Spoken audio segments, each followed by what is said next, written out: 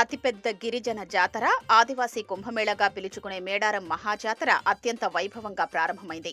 వనజాతర జనసంద్రంగా మారగా తొలి రోజు సారళమ్మ, పగిడిద్దరాజు, గోవిందరాజు గద్దెలపై కొలువుదీరారు. పౌర్ణమి వెలుగుల్లో రాత్రి 12:30 సమయంలో వనదేవతలు గద్దెలపైకి చేరుకున్నారు.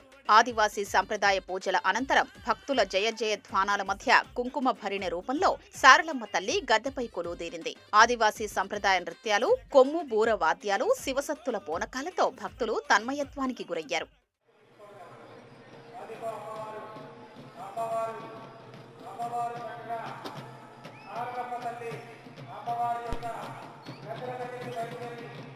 అంతకుముందు మేడారానికి 3.5 కిలోమీటర్ల దూరంలోని కన్నెపల్లిలో సారళమ్మ గద్దెల్ని పూజారులు ముందుగా శుద్ధి చేశారు.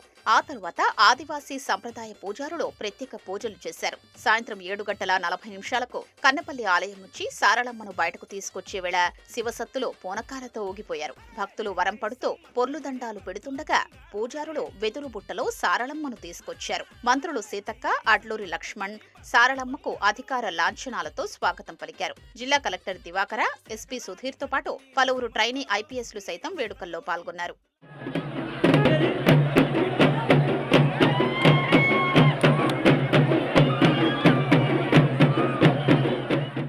వందల సంఖ్యలో పోలీసులు, ఆదివాసీ యువత రక్షణ వలయంలో సారళమ్మ సగౌరవంగా మేడారం గద్దెల వద్దకు బయలుదేరింది. లక్షలాది మంది భక్తులు అడుగడుగునా స్వాగతం పలుకుతుండగా జంపన్న వాగు జలాల్ని తాకుతూ సమ్మక్క గుడి ప్రాంగణానికి సారళమ్మ చేరుకున్నారు.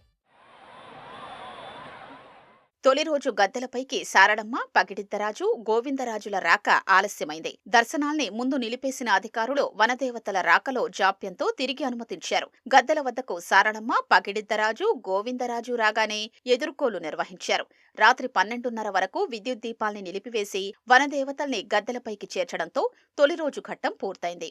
ముగ్గురు వనదేవతలు గద్దెలపైకి చేరిన అనంతరం తిరిగి భక్తుల దర్శనాలు ప్రారంభమయ్యాయి. మహాజాతర సందర్భంగా మేడారం భక్తులతో కిటకిటలాడుతోంది. జంపన్నవాగు పరిసరాలు పూర్తిగా జనసంద్రంగా మారాయి. వనదేవతలు గద్దెలపైకొచ్చే సమయంలో మినహా నిర్విరామంగా దర్శనాలు కొనసాగించారు. ఇవాళ మహాజాతరలో సమ్మక్క ఆగమనం మరింత వైభవంగా సాగనుంది.